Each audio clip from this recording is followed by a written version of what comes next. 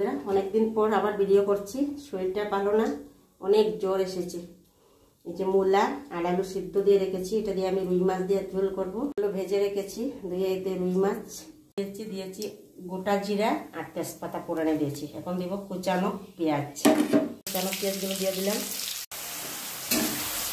কুচানো পেঁয়াজটা লাল লাল হয়ে গেছে, তাই দিয়ে দিয়েছি বাটা পেঁয়াজ আর নুন দিয়েছি।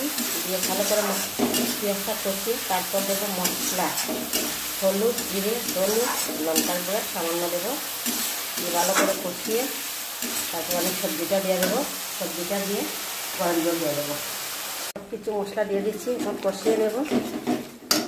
কষিয়ে তারপর আমি সবজিগুলো দেবো। মশলাটা কষানো হয়ে গেছে, তখন আমি সবজিগুলো দিয়ে দেবো। দিয়ে কষাবো মূলা আর আলু। সুন্দর হয়েছে কালারটা, ভালো বেরিয়ে ভালো করে কষি, তারপর আমি গরম জলটা দিয়ে দেবো। কষাটা হয়ে গেছে, এখন আমি জলটা দিয়ে দেবো।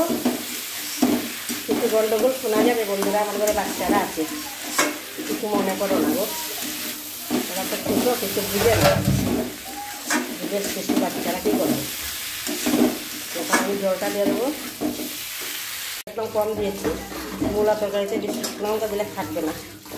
কাঁচা লঙ্কা দিয়ে দেবো কয়েকটা, ব্যাস।